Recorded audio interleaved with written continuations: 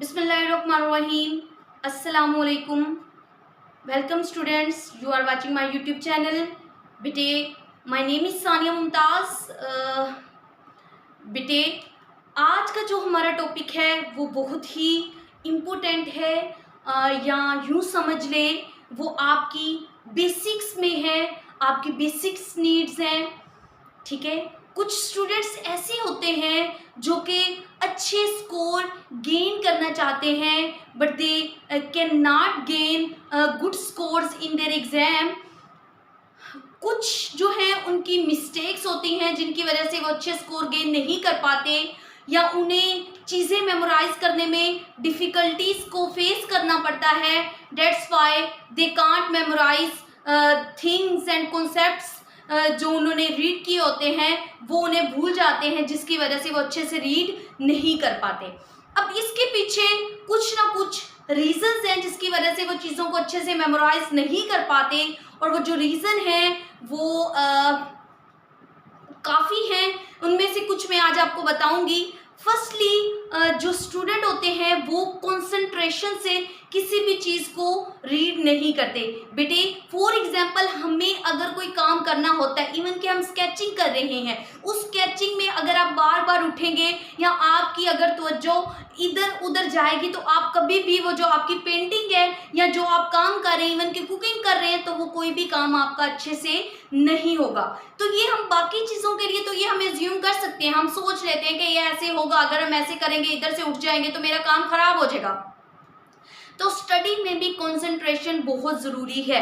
जब हम स्टडी में कंसंट्रेट नहीं करते देन उसमें क्या होता है, डू नॉट टेक कंसंट्रेशन, या हम कंसंट्रेट नहीं कर रहे, उस ना कंसंट्रेशन की वजह से क्या होता है कि हम जो चीज़ें, जो कॉन्सेप्ट जो हम रीड करना चाह रहे होते हैं, जो कॉन्सेप्ट हम लेना चाह रहे होते हैं, वो कॉन्सेप्ट ही हमें अच्छे से क्लियर नहीं होते, और इसी वजह से कुछ दिनों के बाद आपका जो मेमोरी डेटा है वो बिल्कुल क्या हो जाता है, डिलीट हो जाता है. उसके अलावा इस कंसंट्रेशन के अलावा एक और बात है, जब आप ड्यूरिंग द लेक्चर, जब आप लेक्चर ले रहे होते हैं तो रीराइट मत किया करें. जब आपको एक टीचर लेक्चर दे रहे हैं तो just concentrate on the lecture and your teacher. ठीक है. आप जस्ट कंसंट्रेट किया करें कि टीचर आपको क्या लेक्चर दे रही हैं, या आज आप क्या टॉपिक रीड करें, जस्ट उसके अकॉर्डिंग अपने थॉट्स रखा करें. इसके अलावा रीराइट जो है, जो आपने राइट करना है या जो आपने अपनी कॉपी पे लिखना है, वो आप बाद में लिखा करें. जब टीचर आपको लेक्चर दे देते हैं, after the lecture you can write, but before, जब आप लेक्चर, ड्यूरिंग लेक्चर, उसमें आप राइट ना किया करें, क्योंकि कंसंट्रेशन जो होती है आपकी वो मैटर करती है कि जब आप किसी चीज़ को इंटरेस्ट के लेवल पे रीड करते हैं तो वो चीज़ आपको अच्छे से मेमोराइज, और आपको कॉन्सेप्ट जो होते हैं वो बिल्कुल अच्छे से क्लियर हो जाते हैं. ठीक है. उसके अलावा आपको अच्छे से क्लियर नहीं होते. तो आज का जो हमारा टॉपिक है वो क्या है, रिमेंबर एंड रिकॉल एवरीथिंग. कि हम कैसे चीज़ों को रिमेंबर रख सकते हैं, कैसे चीज़ों को याद रख सकते हैं, और या उन्हें दोबारा से रिकॉल कैसे कर सकते हैं, इन सारी चीज़ों के बारे में आप आज पढ़ेंगे. ओके. अब फर्स्टली ये क्या है कि आप कुछ स्टेप्स हैं जो आपने अपनी लाइफ में क्या करने होते हैं, सेट करने होते हैं. ठीक है. कुछ स्टेप्स हैं जो आपने सेट करने होते हैं. मैं कोई साइंस या कोई ऐसी वगैरह वाली चीज़ नहीं बताऊंगी.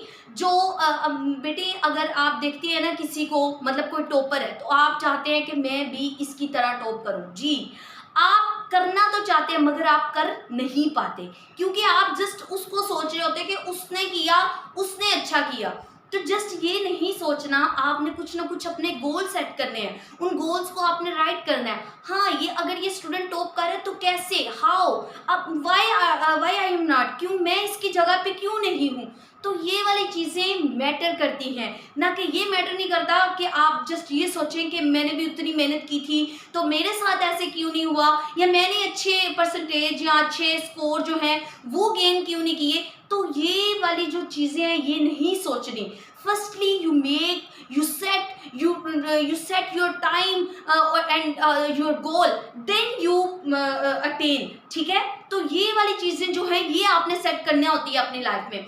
फर्स्टली बेटा, फाइंड योर स्पेस. आप अपनी स्पेस फाइंड करें. ठीक है. एक अलग से स्पेस फाइंड करें, उसमें बैठें.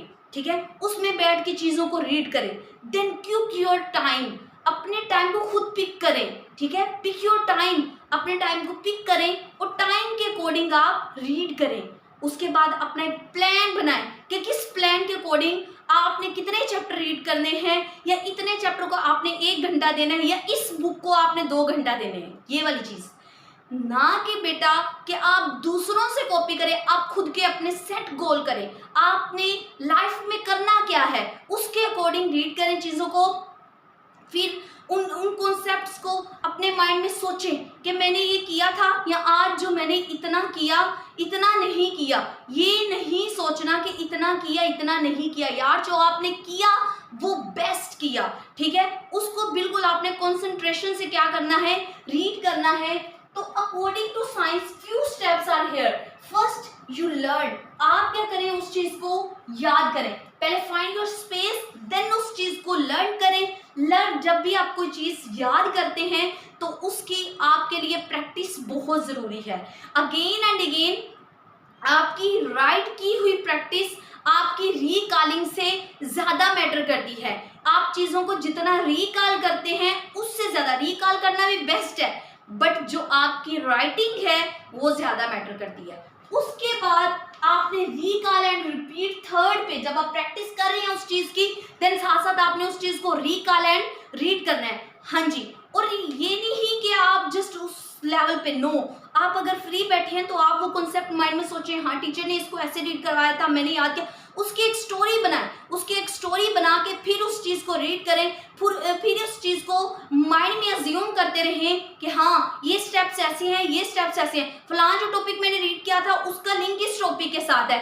तो वो जब आप एक स्टोरी क्रिएट कर लेते हैं तो आपके लिए वेल एंड गुड हो जाता है।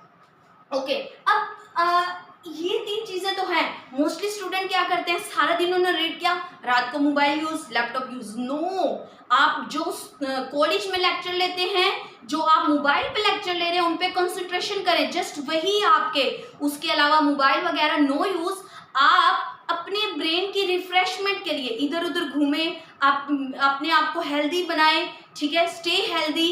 तो उसके लिए आप इधर उधर घूमें, खाएं पिए, इधर उधर की बातें सुने, हाँ ये आपके लिए गुड है। एक तो आपको आइडियाज हो जाते हैं कि हमारी सोसाइटी में हो क्या रहा है, ठीक है, और इसके लिए ये भी जरूरी है ब्रेन लीड प्रॉपर स्लीप। हमारा जो माइंड है ना उसे प्रॉपर स्लीप की जरूरत होती है, प्रॉपर नींद की।